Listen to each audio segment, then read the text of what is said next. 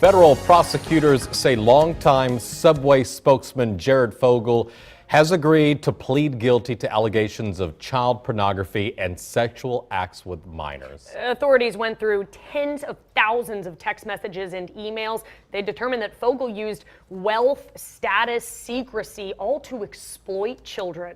Court documents released today say that Fogle agreed to pay $1.4 million in restitution to 14 minor victims who will each receive $100,000. He's also going to be required to register as a sex offender, and he'll undergo treatment for sexual disorders. Also under this plea deal, Fogle and his attorneys, they're seeking a sentence of 5 to 12.5 years in prison. He's married. Yes. He's got kids. Wife says, we're going through the divorce. My focus is the kids. Good for her. That's what it should be. Absolutely. Move on with your life. There is no stand by your man in that case. How could you possibly? Subway also cutting ties completely. Yeah, Subway said we're done with this guy. Yeah. Here's a guy who had it all Right. and just let it go through. The one statement that jumped out on the prosecutor's paperwork here, 5-year criminal scheme to exploit children is what they're labeling this as. We'll have more on this throughout more of the newscasts later on today. Unfortunately, yes, we will. Yesterday, we brought Rosie O'Donnell's missing daughter. We told you about her, but as of last night, Chelsea O'Donnell has been found, so a little bit of good news. Yeah, this was a big mystery yesterday. Well, Rosie tweeted last night that her daughter, Chelsea, had been found in a safe place. She was in custody with the police department at SAFE, and she said that she certainly appreciated everybody reaching out and helping out. So she was found on the Jersey Shore last night. Police say she was coherent, she was lucid, that her mental and physical condition appeared to be fine, which is, of course, a big relief. They were a little bit worried about some history with mental illness, that she could be in some more danger. All right, best wishes to her. Absolutely. Hey, on the political beat, current Republican frontrunner, of course, we're going to talk Donald Trump.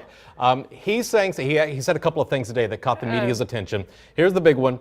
He doesn't believe that babies born in the United States to illegal immigrant parents are American citizens. So in an interview with Bill O'Reilly yesterday, Trump made this comment. If you're born here, you're an American, period. Period. I don't think they have American citizenship. All right, so here's the deal. Birthright citizenship is guaranteed by the 14th Amendment, which states that all people who are born or naturalized in the U.S. are U.S. citizens, but Donald Trump, of course, saying no. Saying he doesn't agree. He doesn't Right. agree. And it's in the Constitution. It's a little hard to argue, but Trump, again, not being afraid to offer it up an unpopular opinion. He says he thinks they don't have citizens' rights, but he also says he doesn't support, this is a little bit interesting, he doesn't support actually amending the Constitution because that would just be a whole thing. That would be a long process. So, It doesn't surprise me that he says something like this. No. This is what's made him very popular Absolutely. among some Republican bases. In fact, one of the latest CNN polls has Donald Trump actually not far behind now. If you look at how he compares to Hillary Clinton in some of the Democratic polls, he's not far behind from Hillary Clinton, who's the top front runner there on the Democratic side. Right. So if you were to take what's happening today and where everybody is sitting today, fast forward that to the November race, it would be a race between Hillary and Donald at this point, but it's still early. but it's still early, Yeah. and that's been the big question: is who is this Republican candidate who can face Hillary? Because we keep expecting Hillary to be the Democratic nominee, of course, and these polls are suggesting that it is in fact Donald Trump. It's early.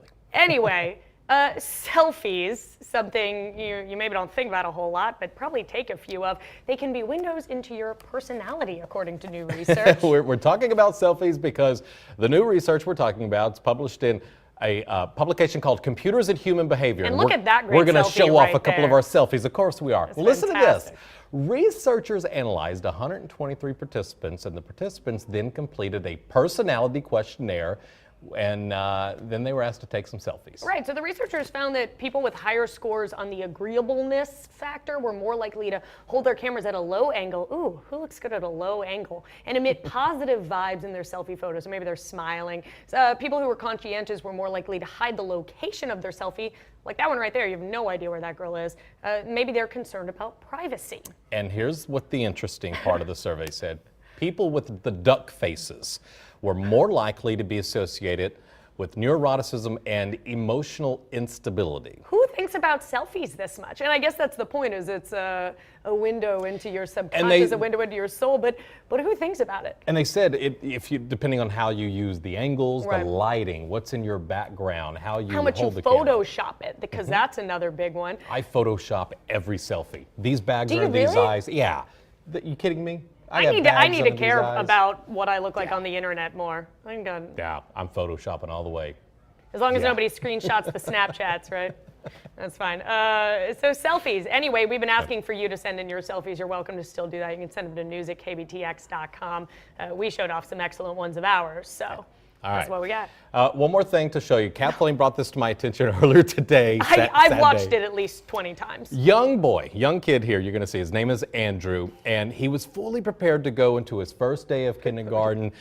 That was before a Los Angeles TV reporter started to do a live interview with this little boy, and then the little boy got some sort of a reality check. Look at this.